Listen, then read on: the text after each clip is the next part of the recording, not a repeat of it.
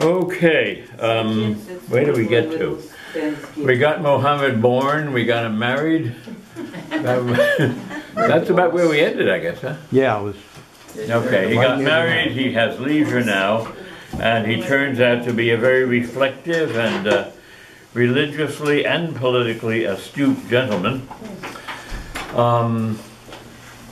Did we get much beyond that?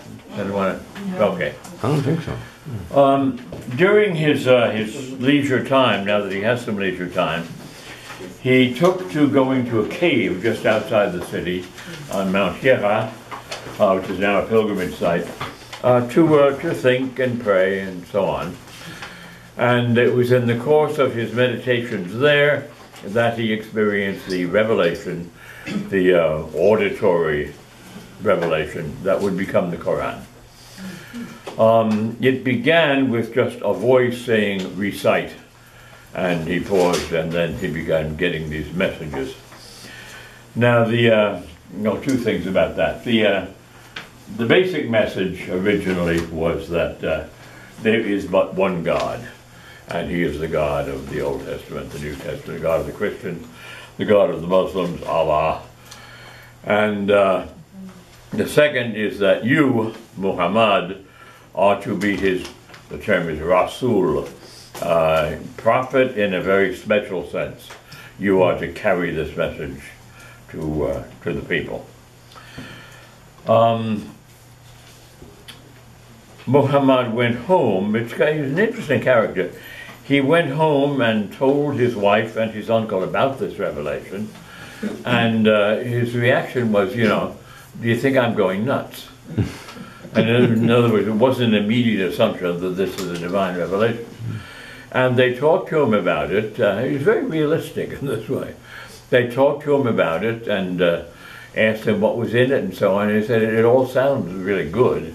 It sounds very sound. You don't seem to have any other abnormalities of behavior.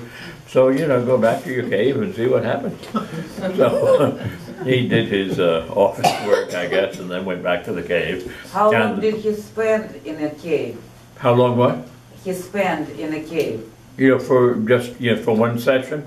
Yes. An hour. Ah, short time. Yeah. Not like months. And No. Oh, no. Okay. And this was common. The caves are cool and shady. And this is a hot and unshady land. So people would go, families even go to caves for picnics and things like that. But people often go there just to kind of get a break. Sometimes to take a nap, and religious people go there to pray. And he wasn't doing anything way out of the ordinary. So the revelations continued, and he became persuaded ultimately that they were for real. And they called upon him to bring the message to his people. Now, the people he's bringing the message to are the people of Mecca. And Mecca was distinguished for many things. It was the main city of Saudi Arabia, not Saudi Arabia, part of the Arabian Peninsula. It was the main intersection of the caravan routes. But it had another distinction, was that it housed the Black Stone. The Black Stone seems to have been actually a meteorite, but a meteorite that was found by nomads in the desert, where there was nothing like that. I mean, this would be totally startling. It must have just landed recently, it wasn't covered up by sand yet. So they assumed it was something from God, from heaven, and they towed it back to Mecca and set it up in a special place to be revered. I mentioned before that their religion was kind of plagued by these jinns, these genie figures who scared them. And there were other deities that they picked up from caravan people. So you would find occasional reference to Indian deities and certainly to Jesus and to Moses. And kind of vague about who all these people were, but you can't have too many deities. So they were all kind of in there, and maybe if invoking them at the right time would do you some good. The Black Stone became a pilgrimage center, and around it there grew up a real industry of making little idols and amulets and things like that. I mean, like now, if you go to Lourdes or Fatima or anywhere, you find all these Catholic shops around that will sell you rosaries and pictures and things like that. Well, they had that too. Now, many of these things were very valuable. They were gold and silver and jewels.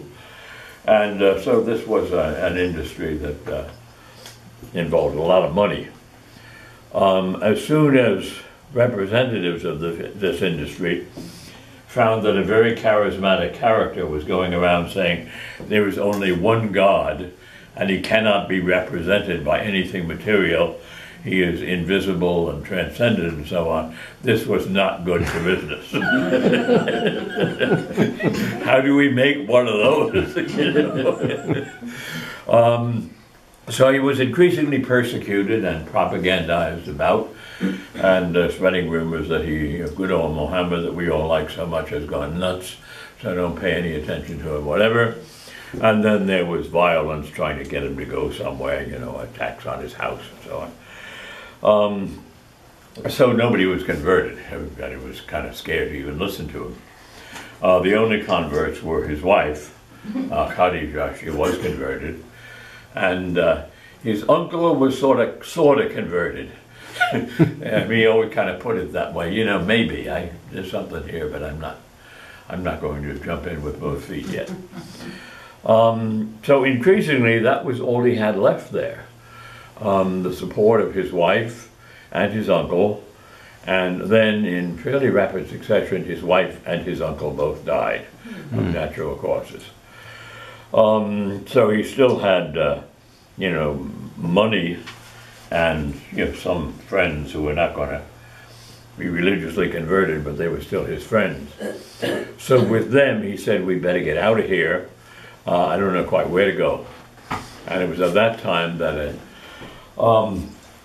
a group of people representing Medina came. Medina, the other major city, still there, called that. But it's called that because this is an abbreviation of Madinat al-Khabi, which means the city of the prophet. So it got this name after Muhammad. Before that, it was named Yathrib. So a bunch of people from Yathrib come and say Yathrib is really in very bad shape. We have all kinds of warring factions and gangsters, and it's a mess. And we've all heard about you, Muhammad, that you're a great organizer, that you're a charismatic guy, you're really a very efficient person, and we've heard that you're having trouble at home. Would you like to move to Yathrib and see if you could kind of take charge and bring some kind of order out of our chaos? And this was, of course, very opportune, and he said, by all means, we're on our way. So he and a small number of followers went to Yathrib, and to abbreviate what must have been a very complex process. But he clearly was remarkable at persuading people. He did bring order and peace and organization to Yathrib. And this was seen by the people there as kind of a miracle. And he said, this miracle is accomplished for you, so you will know it is done by the power of God, by the power of Allah. And so you all ought to be converted, and they were. You can't beat that one. So Yathrib is now the first Muslim city. Now I don't know if I gave you any of these dates on the sheets that I just gave out, but do you have any extras? Any extra sheets?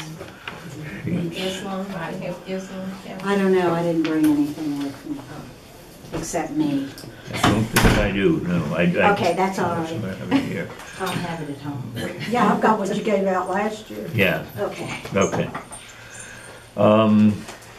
But if you have here what I gave out last year, you Yes. can take a look at that, and you should have a timeline on there. Yeah. He made his journey to Medina in 622. 622, yeah.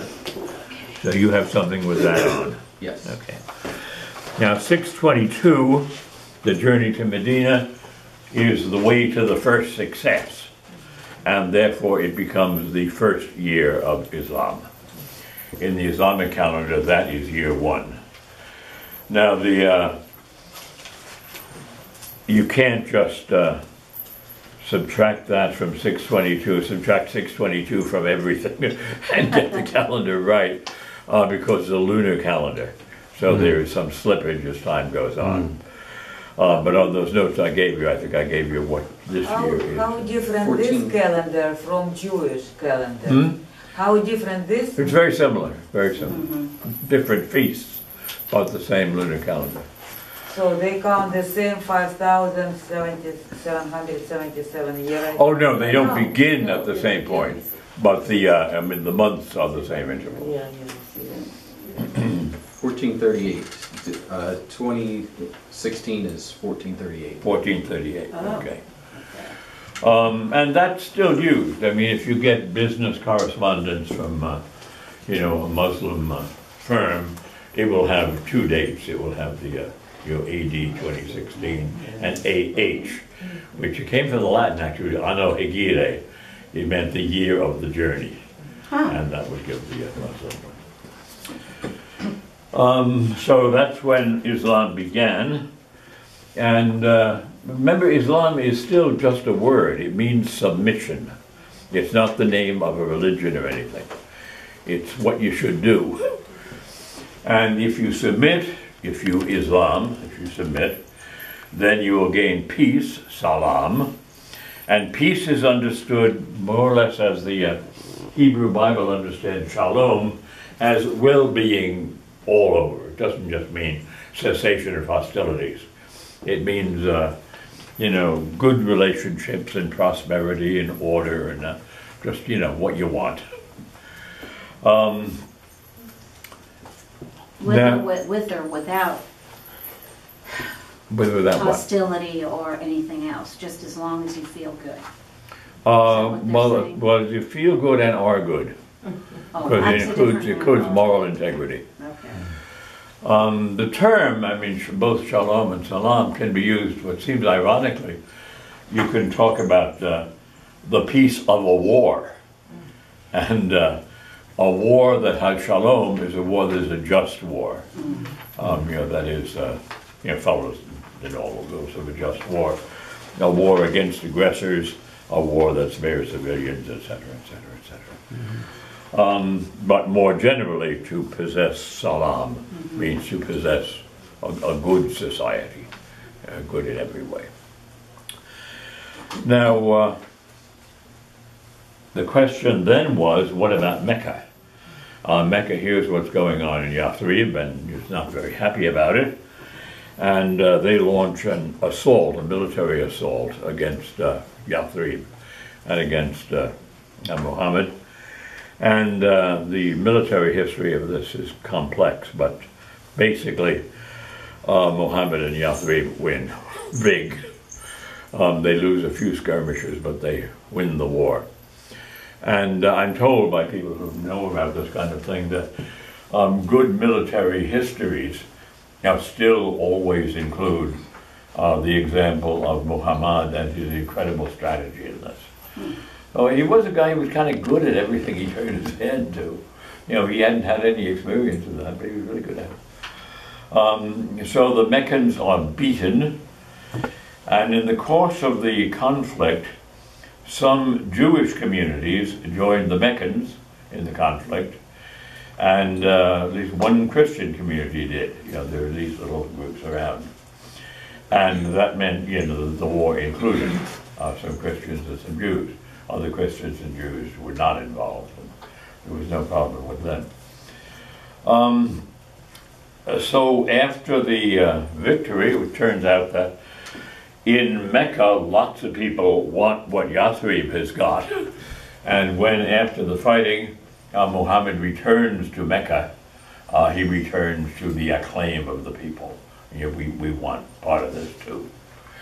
So now you have the two major centers of the Arabian Peninsula, totally submissive, Islam in that sense, and all converted to the religion of Islam, which as yet doesn't have much dogma or anything to it. It's one God, the same old God as in the Bible, Therefore, if you want to know about him, look at the Bible. And then the revelations keep coming. They're not just in the cave. They continue throughout his life in various circumstances. At that point, again, a thing that historians marvel at. Remember, the rest of Arabia is, a whole bunch of raiding, nomadic, warlike people attacking one another and trying to steal their stuff and all.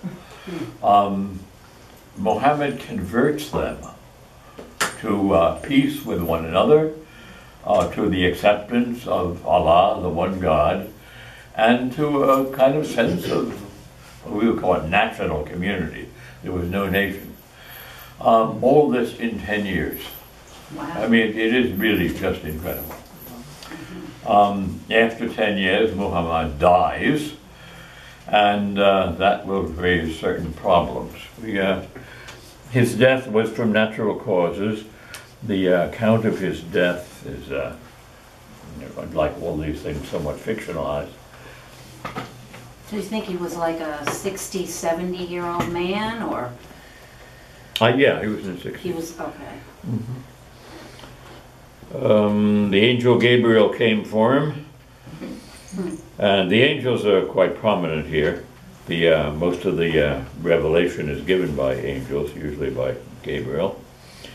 And then the angel of death came, and he asked the angel of death if he could wait a little while. And the angel of death says, why? He says, because I think the angel Gabriel will come. He is my friend, and I want to say goodbye to my people. So the angel Gabriel does indeed come, and then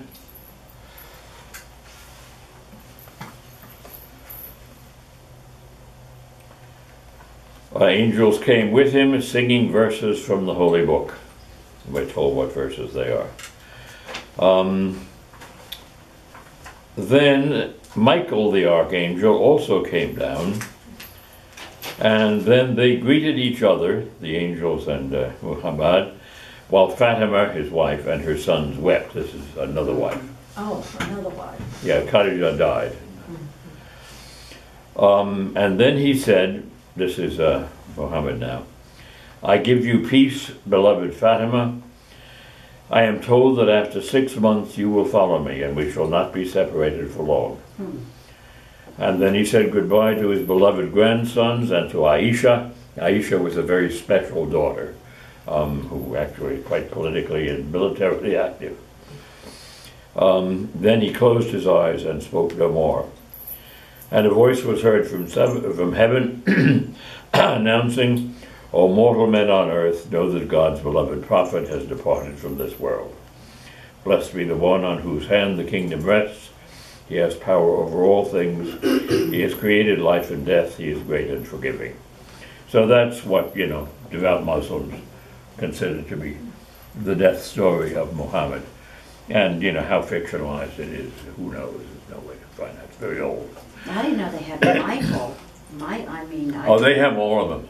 Really? Yeah, yeah. All the angels that we know about, they know about too, and there were Raphael, Raphael. Yeah. They also have saints, but only the Sufi have saints, and some of the very liberal Sunni Shiites do not have saints. But in North Africa, where there's a great deal of Sufi influence, you find saint shrines all over the place. And like, Italy or Spain, you find little village processions going to their local saint and so on. You'll have a shrine somewhere and they're carrying stuff down the road. Very similar to But not Catholic a representation of the saint. Not a representation of the saint, but words, a sign. And the saint is usually at least supposed to be buried at the place they're going. But this is very disapproved of by, the extreme right-wing Muslims, and of course by the terrorist Muslims and so on.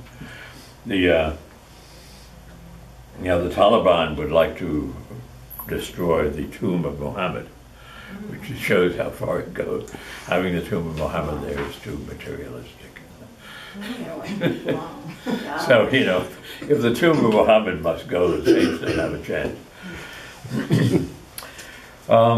Okay, so we have now seen what he accomplished, remarkable accomplishment, and the Quran is growing steadily.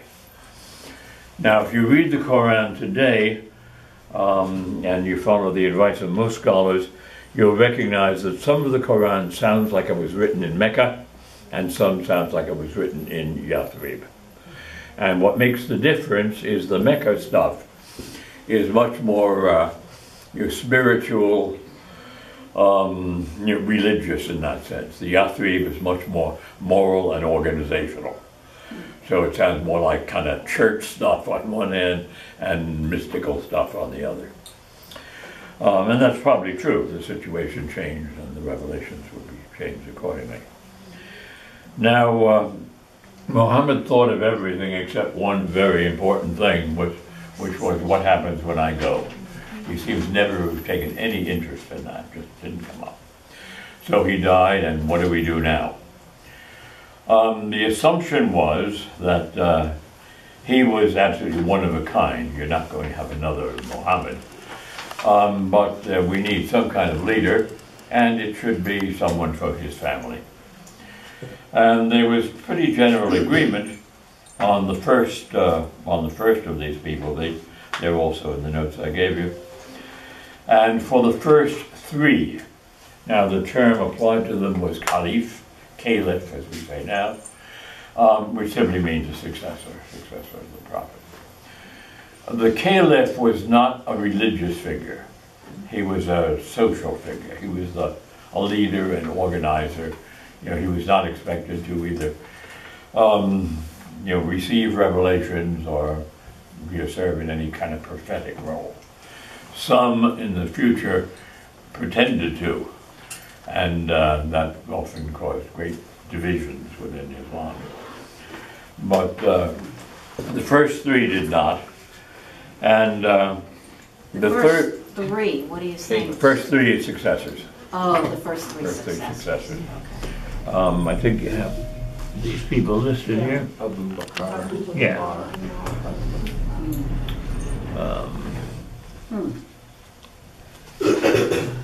And the Uthman thought that the revelation made to Muhammad must be organized and collected and written down, and that's where the Quran comes from the Caliph Uthman collecting all kinds of oral reports about what somebody said Muhammad said to him he had revealed. That's where it comes from. And obviously in that kind of process there are variations. There were before Uthman a number of different variations, and Uthman decided that he would get a kind of canonical one, same as with the Bible. We finally get kind of an executive decision. This is it for us. And that's the Quran we still have. But it took him how long to write the Quran after Muhammad died? About 30 years. That's short. Yeah. Yeah. But remember, it was all still pretty much in Arabia, and everybody was pretty close to everybody. But when you have to get it down quickly because everybody's going to die, Yeah. and they're not going to remember It's what gonna be Muhammad gone. said. Right. Okay. Now, another, I have to be very selective. Another issue that arose was law. We need some kind of rules here. The Quran is not a law book. There are norms in there for certain circumstances, but it's not a law book as such. We need law. Where are we going to get law from? Well, initially, they just used the laws they already had. There were tribal laws and regulations, but they were not uniform and they were not adequate, and some of them were kind of crazy. Islam spread after the death of Muhammad very rapidly, into what would become the whole Muslim empire. But initially, into places like Persia and, what we now call Turkey and so on, these were highly sophisticated places. They gave in very easily to the Muslim invasion, largely because of political discontent. But moving in there meant you moved into a land where there were law codes and lawyers and, you know, a history of jurisprudence and so on. So the tendency was to kind of take a look at them and adopt as much of them as they could. Also for the reason that it's going to be easier to get along with these people if we use the laws they're already familiar with, rather than come along with a whole new law and clunk it down on them. So that's the way it went, but as the empire spread, you get a greater variety even of those laws. And at a certain point, it was decided that we have to kind of organize our own Muslim law in some way that's distinctive. And that came about in the 8th and 7th century, when it was decided that the sources of Muslim law must be first the Quran. But if you read the Quran, you don't get much law out of it. Well, what else is there? And here you'll see the same pattern we saw in Judaism and in Christianity. You know, when the Jews looked at the Bible, they didn't find answers to many of the questions they had about regulations. And the Christians, when they looked at the Bible, had the same problem. We already saw the Jews came up with this idea of the oral law.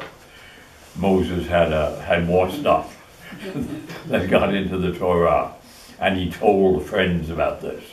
And there was a long, long history of, you know, wise Jewish teacher to wise Jewish teacher, keeping this oral law right up to the time after the destruction of Jerusalem, when it became the basis of the Talmud. Christianity did the same thing, most conspicuously in Catholicism, where you get scripture and tradition. If you read accounts by you know, like medieval Catholic theologians about where this tradition comes from, it's always said to be implicit in the Bible or transmitted orally by Jesus to his apostles and by his apostles, or the same old thing again. And you kind of see what would lead people in that direction. We need more than we get in the text.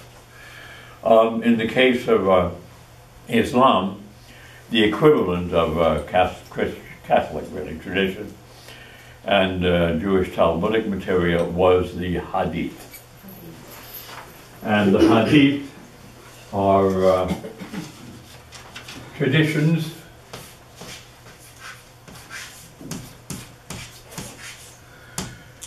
stemming allegedly from Muhammad.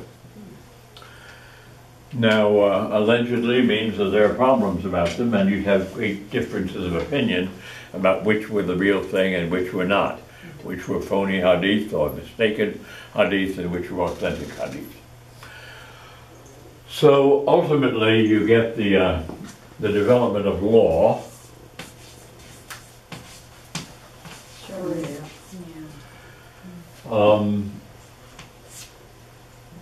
Derived from the Quran,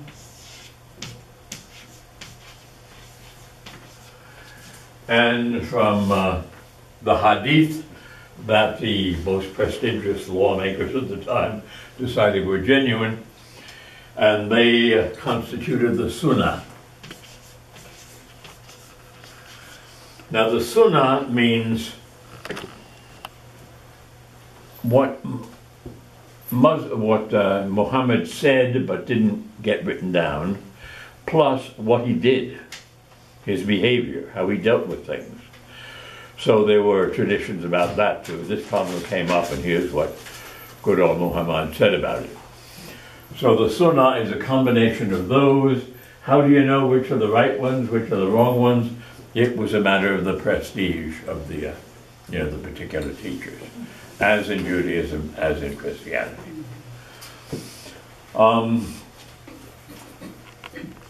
Now, I think what's important for particularly now people to realize is you can't go in any library and take down the Sharia. You can't, send to Amazon and ask them to send you a copy of the Sharia. There is no copy of the Sharia. Sharia is not a book.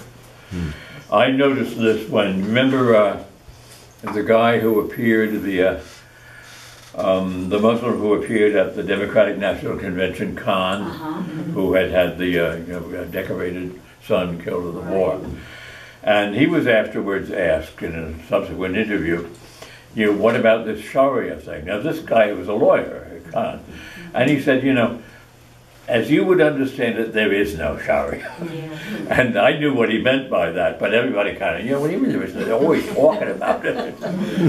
Sharia means the law of Islam, but the law of Islam is understood quite differently by different people and different schools of thought. So there is no Sharia in the sense of, like the criminal code of the Louisiana or something like that.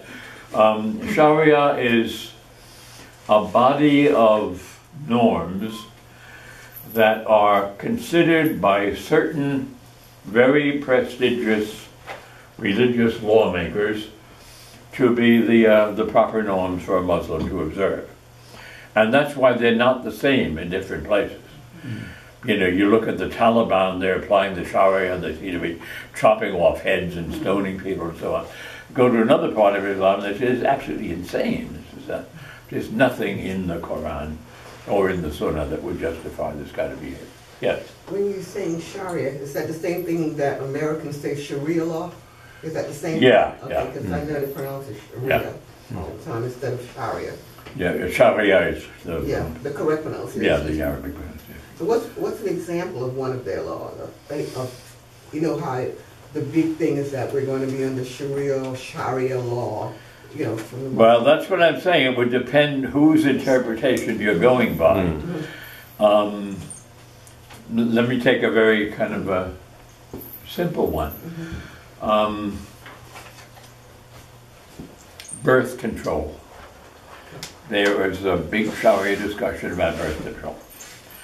And it turns out that one interpretation of birth control predominates in almost all the Muslim world.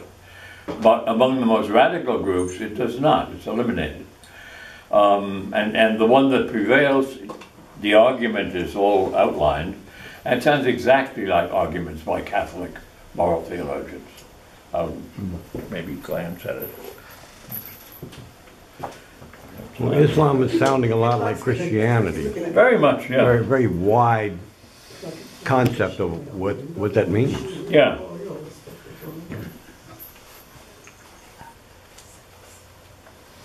I mean, some of Sharia is right in the Quran. When, for example, well, there again, you get differences of opinion. The Quran says there is no compulsion in religion, which, as you read it, would seem to mean you can't make people be a Muslim. And indeed, in Islam, for at least for initial centuries, nobody made anybody be a Muslim. They might make it very attractive, and not very attractive not to be a Muslim, but no one was punished for not being a Muslim or put to death for not being a Muslim. But in some schools of thought, they won't interpret it that way. It means no compulsion, no, but we just kill the ones who. So there's always, you can interpret words in all kinds of different ways. In that case, I think it's quite obvious what it originally meant, and that's reflected in the behavior of Islam all through the spread. Nobody made the Persians become Muslims, nobody made the Indians become Muslims, and so on. If you did not become a Muslim, the plus was you did not have to serve in the military. The negative was you had to pay a compensatory tax. Yeah. Unlike Christianity, you were made Christian. Yes, yeah. Yeah, Christianity there was compulsion. Yeah.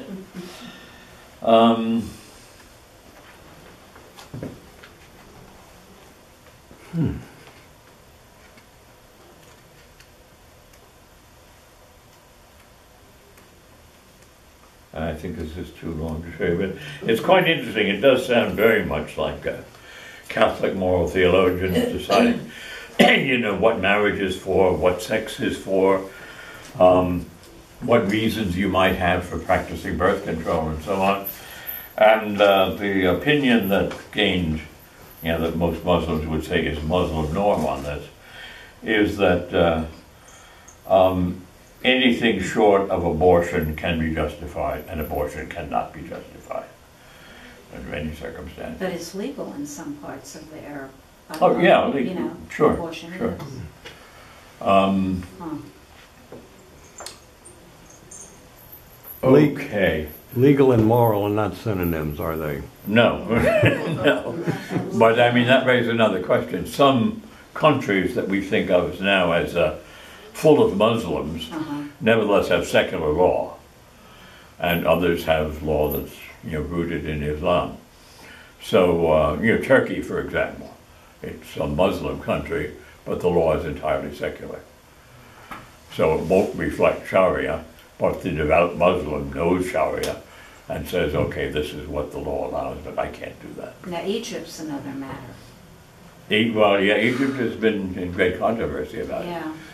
The Muslim Brotherhood and all have tried to make it more Muslim. And, what we have now is a military dictatorship, unfortunately made possible by the United States, and which we are arming. I spent time in Egypt. I really have feelings about Egypt. I think our behavior there was just awful. When does the idea of you have to make the pilgrimage to Mecca Okay. once in a lifetime and the Kaaba and all of that, when does that come in? That is in the Quran. The Quran sets up 5 basic practices which are kind of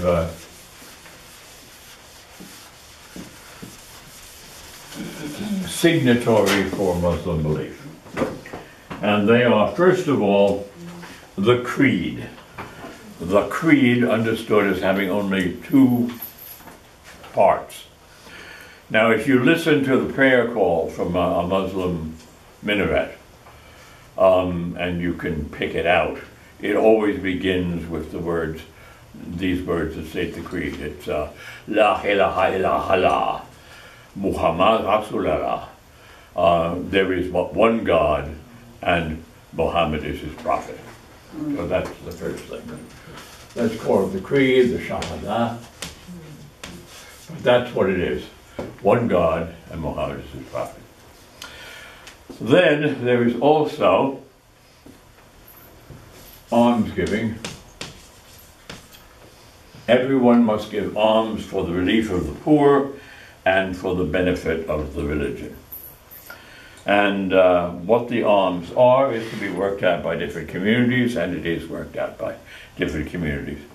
Some places it's stipulated, like a percent of your salary and so on. Other places it's left much looser than that. This must also be in the stuff I gave you somewhere. Yeah. 5 pillars. Right. Then there is prayer.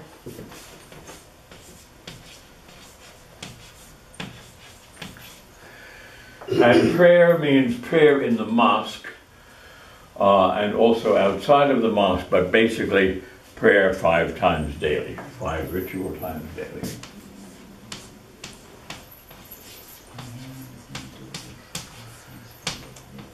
And these are sunrise, sunset, and 3 other spots kind of equally distributed in between the middle of the day. I'm wondering why they said 5, because it's every so many hours or something? Why did they say 5 times a day?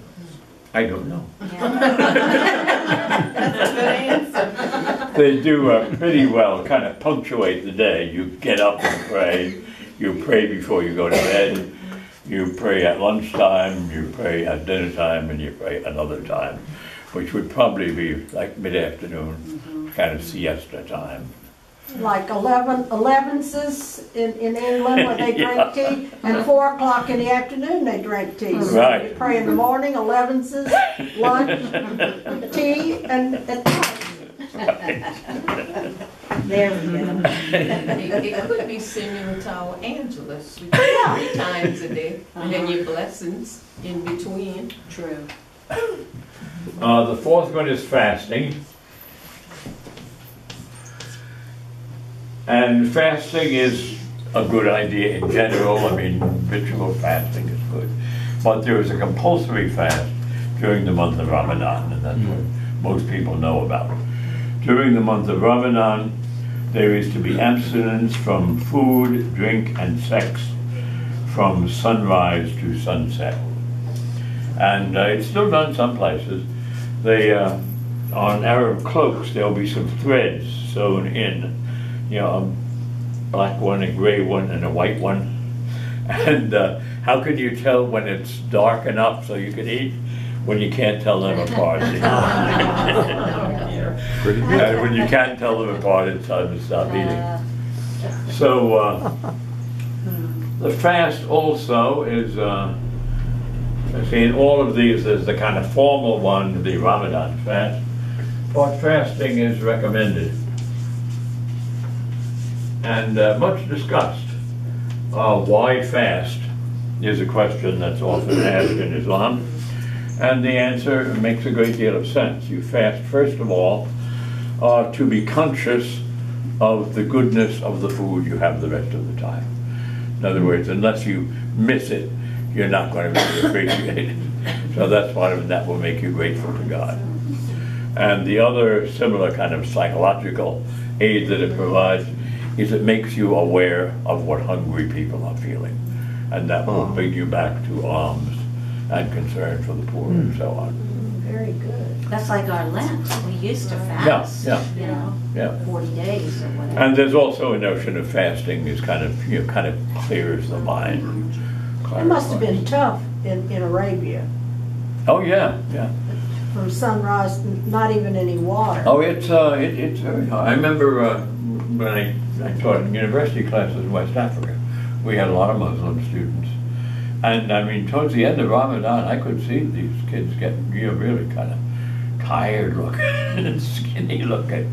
But they took it very, very seriously. I had a friend, he was an MD, and he had borderline diabetes, and he ended up dying Yeah. during Ramadan because he was fasting, and he was driving the car, and boom. Yeah. Is it one day during that period or all the Oh, no, it's the whole month. It's a month. Oh, Yeah, it's a month. And it ends, not surprisingly, with a huge celebration and feast. Lots of food. And it is generally observed. It's observed in New Orleans by Muslims here, the place I've been observed. And that leaves us with the last one, which is the pilgrimage.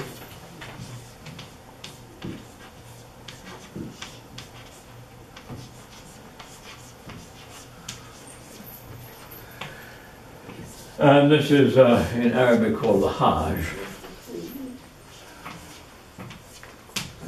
You know, those HJ words like Hijra was the journey of Muhammad to Yathrib.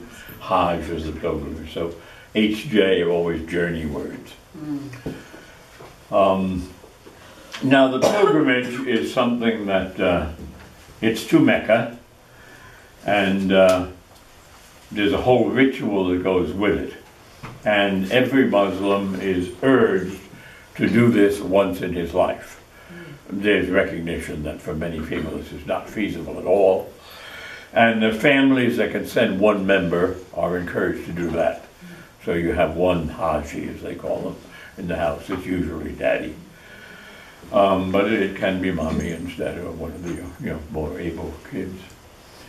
The pilgrimage itself, when you get to Mecca, there's a very, very elaborate and totally programmed system of events that follow, which would take us much, much longer than we have to go through. But it begins while you're getting there, and everyone dresses the same from there on. Is it a certain time of the year? Yeah, Ramadan is a certain time of the year. The Hajj is a It's certain 1 time? month, it's a calendar month. Oh, okay. Ramadan is the name of the month. Okay, so that you'd go That's to when you do Mecca your during Hajj. Ramadan? Yes. Oh, okay. While you're fasting. I mean, you can go there anytime, but this would be the ideal time to go there. Everyone is clothed in identical garments and just a white robe. And the reason for this is, again, kind of attractive. It's to eliminate all status symbols, class distinctions, and so on. We all look kind of the same now. From here on, we're just, all we have in common is, all we have is our common Muslim belief. And then there's a lot of prayer events, preaching events, visiting sites from the life of Muhammad and so on, all in a great journey, including kind of cute ritual events like everybody throws rocks at a statue of Satan, which represents our opposition to evil and so on. And then eventually it comes back, goes around the great mosque in Mecca, and ends, as I say, with the big party. And that party is also international. There are a lot of Eid parties in New Orleans.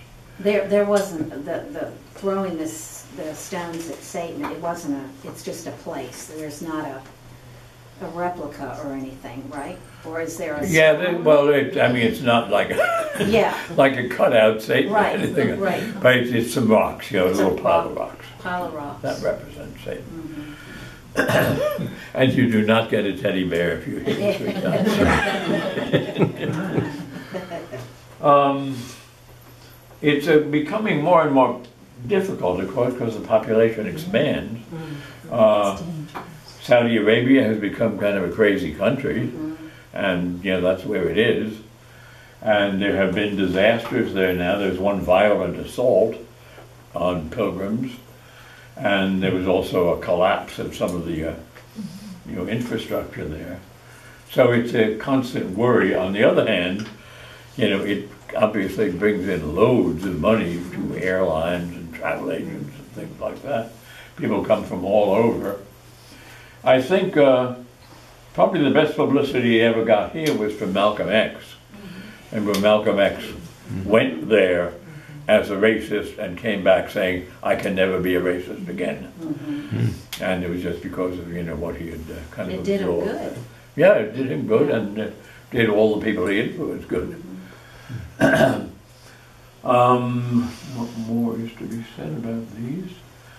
All of them can be personalized, all of them can be ritualized, all of them can be cheated on, all of them can be abused. I mean, alms, wherever you have organized alms giving, you're going to have some people who take a pretty big rake off shipping and handling fees on the alms and so on. Prayer is ideally in a mosque, and a mosque is simply a place to pray. I mentioned, I guess, to those of you who took the Islam course, my own realization of what was meant by any old place to pray. I was walking on a game trail in Senegal, through the bush, with nobody anywhere nearby. And at a certain point, I saw a clearing tended, kind of like swept and raked right by the edge of the path, and a little sign posted there. And the sign was in French and Wolof. And there's an Arabic one as well, but hardly anybody there understands Arabic. But I could understand the French one, and the French one said, for people who pray, this is a little mosque. Others, please move on. So somebody made this little clearing so you could interrupt your walk and pray in this little clearing. Somebody must have gone out there. Yeah. Stuff grows fast there. They'd have to go out there and garden tend a lot. The only thing, they don't let women pray together in a mosque. The men No, they pray separately. Yeah. Yeah, they pray separately. I Yeah. don't understand that at all. Well, that comes from the Bible, the Jewish. I mean, Jews have the same thing. The court of Yeah, but the modern Jews don't. No, well, the modern Muslims don't either, but Oh, there they aren't don't? that many really modern Modern Muslims. Muslims. Yeah.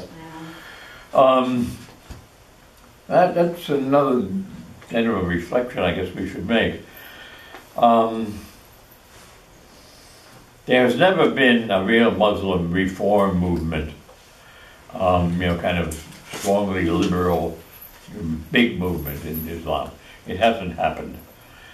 And nor has there ever been what precipitated that in Judaism and Christianity, critical study of the Quran. Critical study meaning analytic study, you know, figuring out that these things did not come from the same time and they did evolve and there are contradictions and so on.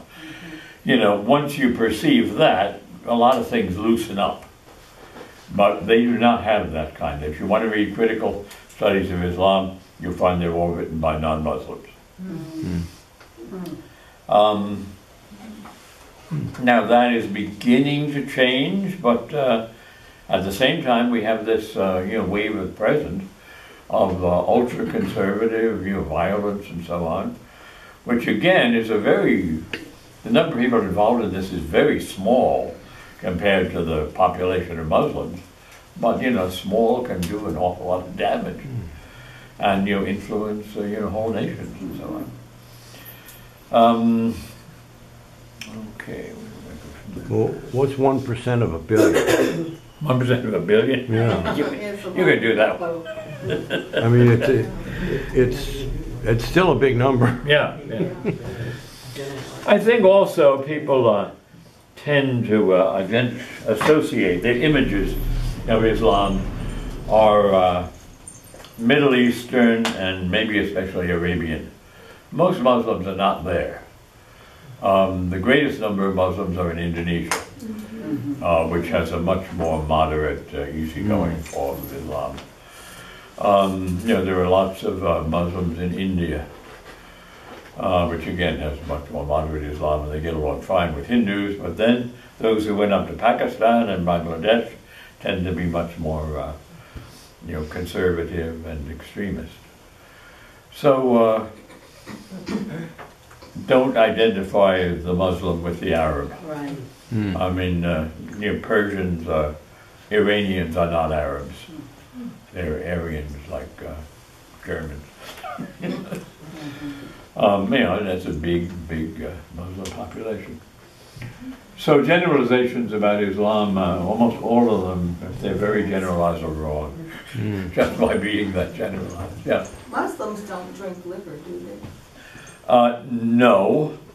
In the Quran, it's recommended that you not drink liquor. In practice, strict Muslims never drink liquor. Very liberal Muslims do, usually in moderation. Some just do. Like in Central Asia, in Kazakhstan and Kyrgyzstan and those places. I mean, I was offered a beer or wine everywhere I went, and everyone was a Muslim. So, these customs wear off and wear down and tune up and tune down. And other places, you might be put to death for having a beer. Wow. So you have to know what the local interpretation of things is. Yeah. Mine is not with the drinking, which I approve the drinking part. We all need that. Muhammad, with Islam, the one true God, only one God. So we make no images of God. So right. why are they so upset when you make an image of Muhammad? Muhammad was not God. He was a prophet. So there are no images of, how kill the people in. Oh, you mean like the cartoons and all? Cartoons stuff. Yeah. So how did that come about? With not images of Muhammad either. It's a sacrilege, isn't it, for them?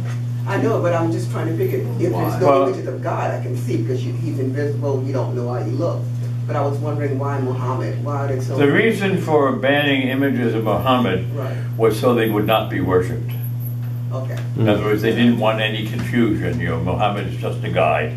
I mean, he's our guy, he's a great guy. He's the prophet. But we don't have statues of him, we don't have pictures of him, because we don't want people going and making offerings and bowing down and so on. That makes sense. So basically, to keep the God where he belongs was the reason for that. So that's mostly a radical Muslim notion that you should be killed for making an image of Muhammad. Oh yeah.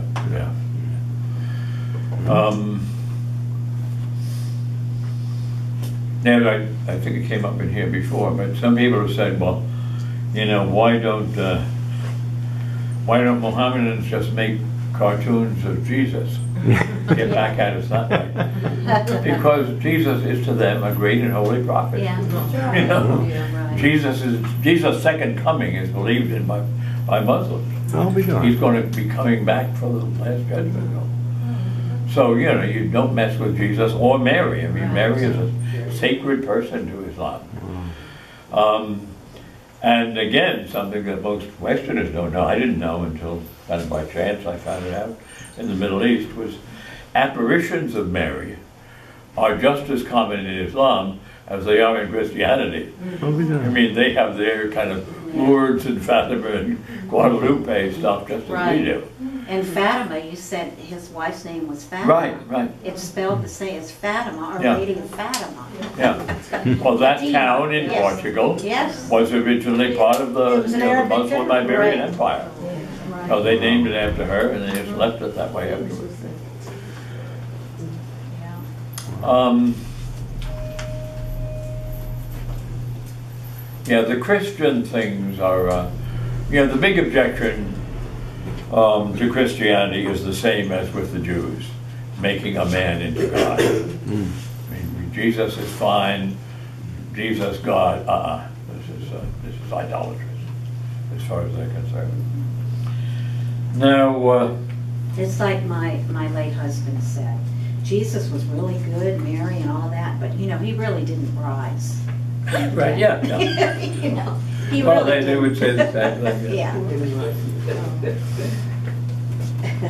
Yeah. Well, most Muslims don't believe he was crucified. Yes, that's believe true that was too. an illusion, Yes, yeah. that is true, because he didn't believe that he was crucified. Right. Now, why is that? I don't know. Because if he were that holy, he would not He be would not have defamed been- in that way. Yeah. Oh.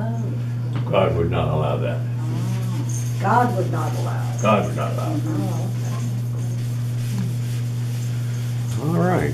Now, just a little bit about where they go from there. So I say Islam began spreading and spread with remarkable rapidity. And originally these were, illiterate and rather crude desert Arabs. And as they spread, they came into other cultures and immediately learned what those cultures had to teach. And the cultures they went into were the highest cultures in the world at that time. So Baghdad and places like that, the Paris and London were like backwoods compared to Baghdad. What are we doing next week? What are we doing next week? The Sikhs. Oh, the Sikhs. Sikhism. Sikhism. Seek and you shall find. Oh, I'm glad somebody besides me said that.